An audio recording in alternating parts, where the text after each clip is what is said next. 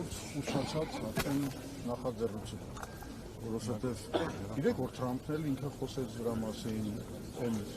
օգոստոսի 8-ի հանդիպման ժամանակ, բայց դրանից հետո առանձնապես բան չկա։ Եվ ստացվում իհարկե տրամաբանական է, որ մարդիկ ինչ որ ստացվեցան երաշխավորները, նրանք պետք է ինչպեսի հարցեր շամարել, որը իրականում մեր մեջ ասած շատ մեծ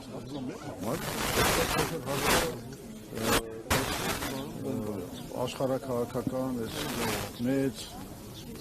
խնդրի մեջ ներգրաված ուժերի համար եւ անգամ կարելի է զարմանալ նրան, որ մինչեւ հիմա այդ հարցը լուծված չի եւ դա է բերում գիտեք զարմանքի կամ կասկածների խաղաղության մասին պնդումների վերաբերյալ, որ ասում են խաղաղությունը հաստատվել 1.5 տարի չեն կրակում այս կողմ այն կողմ, բայց մենք գիտենք, որ հակամարտությունը լուծված չի։ Մենք գիտենք, որ Ադրբեջանը շարունակում է հրաժարվել իր ստորագրությունը այդ խաղաղության պայմանագրի տակ դնելու քայլից։ Ադրբեջանը շարունակում է պահանջել 300,000 ադրբեջանցիների վերադարձ դեպի Հայաստան։ Ադրբեջանը շարունակում է պահանջել անկլավների վերադարձը, որոնք նստած են մեր ստրատեգիական ճանապարհների վրա։ Ադրբեջանը շարունակում է հակահայկական հիստերիա։ Ընդհանրապես պետություն է կառուցված, որի հիմքում դրված է որպես սենց ասեմ, այդ պետությունը կառուցող փիլիսոփայություն դրված է հակահայկականությունը։ Ու դա շարունակվում է դասավանդման մեջ, պրոպագանդայի մեջ եւ այլն եւ այլն։ Հիմա սա խաղաղություն է։ Ստացվում է, որ մի կողմը ամեն րոպե խոսում է խաղաղության օրակարգի սպասարկման մասին, այդ մի քիչ զավեշտալի ձևակերպում են գտել, իսկ մյուս կողմը շարունակում է հակառակորդին հարիր ճնշումները Հայաստանի վրա, նաև մեր ներքաղաքական կյանքի վրա, եթե մենք խոսենք այդ պահանջի մասին, որ իրանք պահանջում են սահմանադրական փոփոխություններ անել Հայաստանում։ Իրենց պահանջի մեջ ենք նայում, արդարադատության նախարարը վերահաստատեց վերջին Ասուլիսուն Գալյանը, որ ամենևին իրենց պահանջով չի եւ վաղուց էին մտադրված փոփոխել, բարեփոխել։ Այդ դեպքում թող բարի լինեն իշխանությունները բացատրեն, թե ինչի են փոխում սահմանությունը։ Նրանք ստեղծեցին բազմաթիվ սահմանադրական հանձնաժողովներ, խմբեր, փորձագիտական ինչ-որ ժողովներ եւ այլն, բայց մինչեւ հիմա չեն ասում, որ ինչ են ուզում փոխել այդ սահմանադրությունը։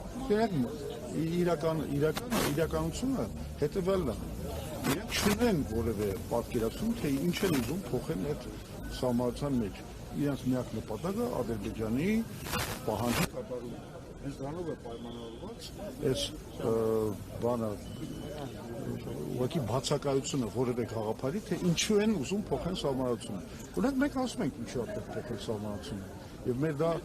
մեր ընտրական գլխավոր պահանջներից եւ առաջարկներից մեկն է, որ պետք է վերադառնալ կիսանախագահական համակարգին։ Նորից ունենալ նախագահ, կառավարություն առանձին, որովհետև դա ինքնին օրինակ կնպաստի հակակշիռների եւ զսպանակների համակարգի ձևավորմանը, որը կբացառի այն անձնիշխանության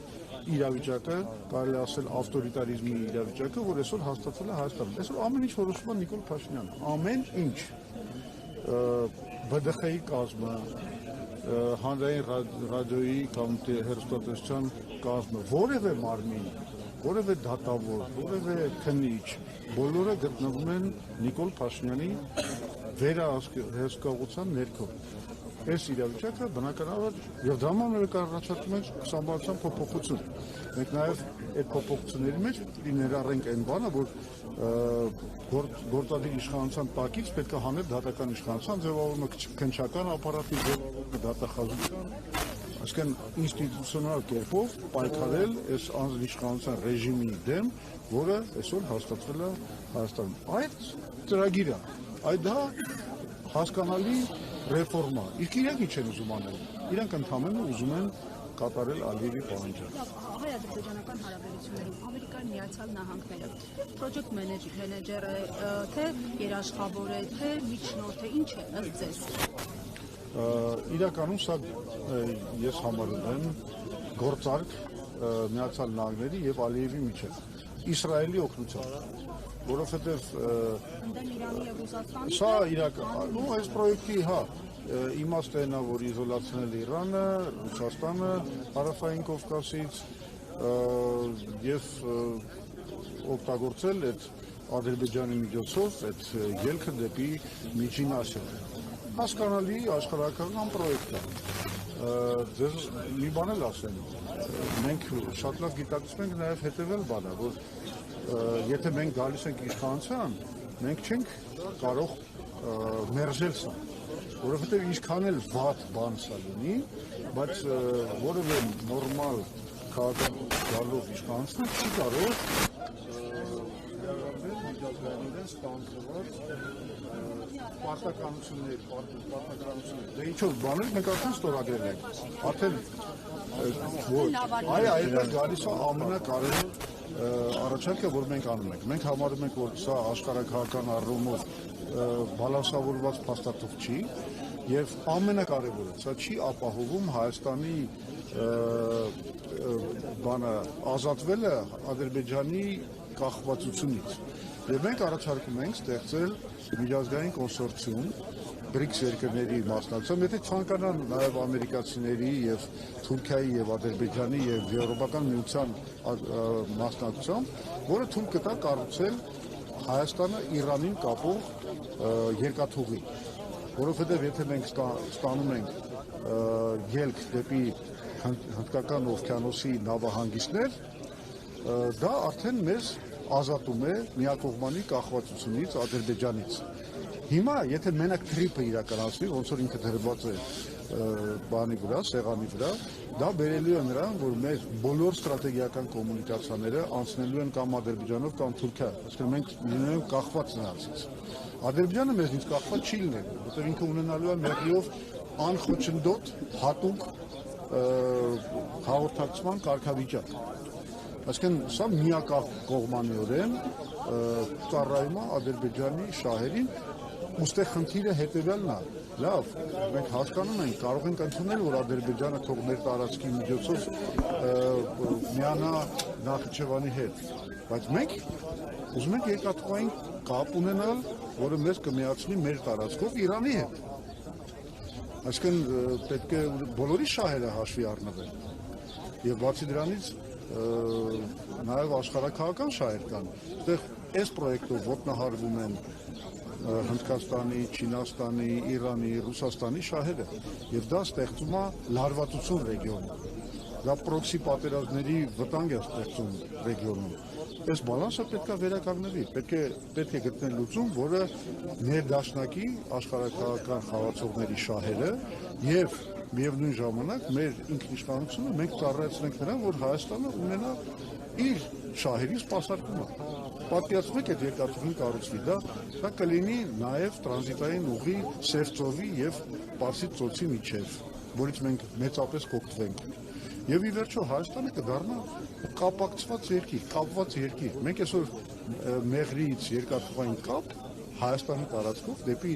Երևան չունենք։ Եվ դա լոգիստիկ պրոբլեմներ է ստեղծում, դա անվտանգության խնդիրներ է ստեղծում, որտեղ կտրված է Սյունիքը բանից Հայաստանից։ Այսինքն մենք բազմաթիվ խնդիրներ ենք լուծում, եթե կարողանում ենք օգտագործել մեր ինքնիշխանությունը, ու սա շատ կարևոր հարց է։ Այդ փաստաթղթում, որ ստորագրել են հունվարի 14-ին, 15 անգամ օգտագործվում է ինքնիշխանություն բառը, Հայաստանի ինքնիշխանության բառը, բայց մի կարգավորմամբ ամեն ինքնիշխանությունը ոչնչացվում է։ Երբ որ որոշվում է, որ այդ տարածքում, այդ Միջանցքի տարածքում միայն թրիպը իրավունք ունենա, բացառիկ իրավունք ունենա կառուցելու, չգիտեմ, ինչ-որ բան պլանավորելու եւ այլն եւ այլն։ Այս հարցերը պետք է լուծել։ Մենք չենք կարող այսպեսի թերի խաղաղության պլանի մեջ մտնել։ Բանակցություններով նախ պետք է ստեղծել առաջին քայլերից մեր լինելու է, որ մենք գանք իշխանության, լինելու է միջազգային կոնսորցիումի ստեղծումը։ Մենք պետք է բանակցենք շատ կարևոր խաղացողների հետ, Ռուսաստանի, Չինաստանի, Հնդկաստանի, Իրանի հետ այդ կոնսորցիումի ստեղծման մասին։ Նորից եմ ասում, նաև հրավիրելով, եթե ցանկանում են արևմուտքի ներկայացուցիչները, Թուրքիան, Ադրբեջանը նույնպես կարող են մասնակցել, եթե ցանկանում են։ Այո, այո։